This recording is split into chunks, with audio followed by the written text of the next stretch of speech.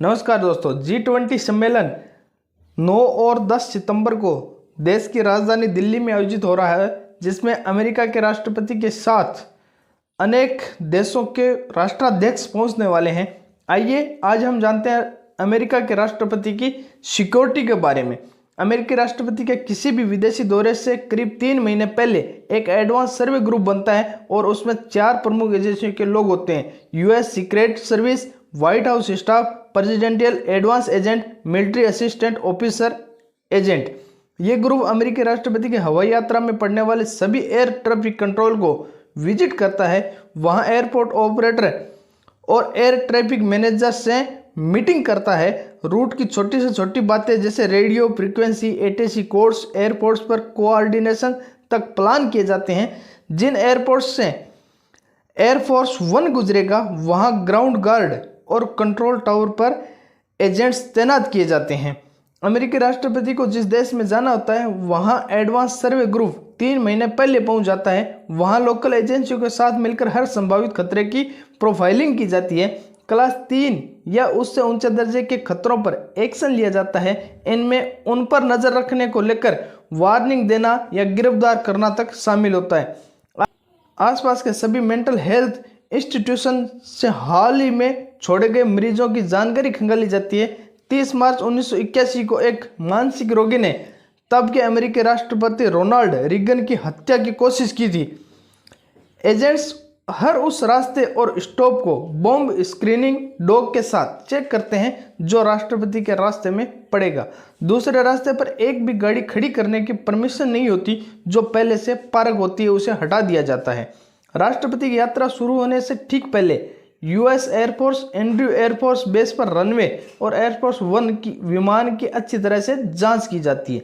अमेरिकी राष्ट्रपति white house में रहते हैं। वहां से एंड्रयू एयरफोर्स बेस तक वो मरीन 1 हेलीकॉप्टर से जाते हैं।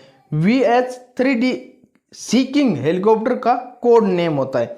राष्ट्रपति को VH-60N व्हाइट हॉक या दी ओप्रेसी MV-22 एयरक्राफ्ट एस्कॉर्ट करते हैं।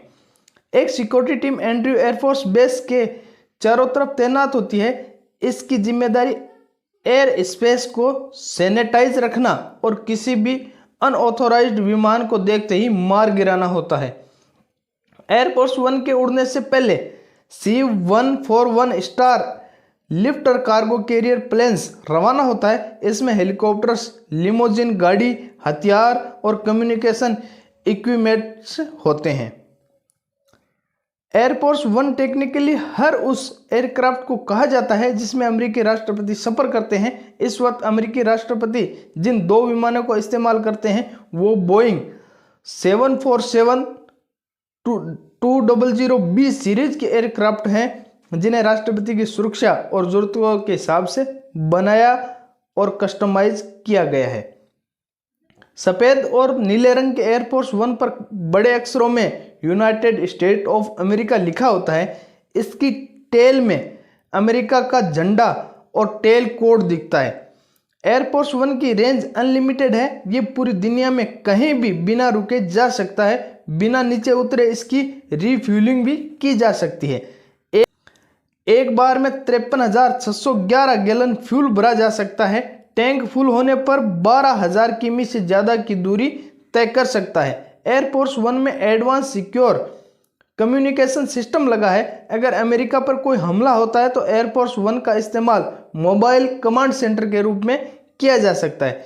इसके सुरक्षा फीचर बेहद गोपनीय रखे जाते हैं। न्यूक्लियर विस्फोट की स्थिति में इलेक्ट्रोमैग्नेटिक पल्स से सुरक्षा लीक के लिए इक्विपमेंट लगे होते हैं। प्लेन खुद को मिसाइल अटैक से भी सुरक्षित रख सकता है। 3 मंजिल के एयरफोर्स 1 में 4,000 स्क्वायर फीट की जगह होती है। इसमें राष्ट्रपति के लिए शानदार स्वीट, बड़ा ऑफिस, बाथरूम और कॉन्फ्रेंस रूम भी होता है। इस विमान की ऊंचाई किसी 6 मंजिला इमारत जितनी होती है। प्लेन के ज्यादातर फर्नीचर हाथ के बने होते हैं। यह देखने में किसी होटल की तरह लगते हैं। विमान के अंदर तमाम सुविधाओं वाली मेडिकल फैसिलिटी होती है, जहां ऑपरेशन भी किया जा सकता है। हर वक्त डॉक्टर तैनात रहते हैं। एयरफोर्स 1 में 2 किचन बने होते हैं, जहां एक साथ 100 लोगों को खाना परोसा जा सकता है। राष्ट्रपति के अलावा अन्य लोगों के लिए भी क्वार्टर बने हुए होते हैं। एयरफोर्स वन में विमान चालक दल के 26 लोगों समेत कुल 102 लोग सफर कर सकते हैं। इसकी टॉप स्पीड 1126 किमी प्रति घंटे है और ये 45,100 फीट की अधिकतम ऊंचाई तक जा सकता है। होस्ट कंट्री में अमेरिकी राष्ट्रपति का विमान कभी भी एयरपोर्ट के टर्मिनल पर पार्क नहीं होता है। ये हमेशा उसी रनवे पर खड़ा रहता है जहां लैंड होता है। ऐसा इसलिए ताकि किसी आपात स्थिति में अगर विमान को वापस उड़ान भरना हो तो कुछ सेकंड के अंदर ही ये टेक ऑफ कर जाए। दूसरा, एयरफोर्स वन विमान हमेशा एक सीक्रेट लोकेशन पर तैनात रहता है।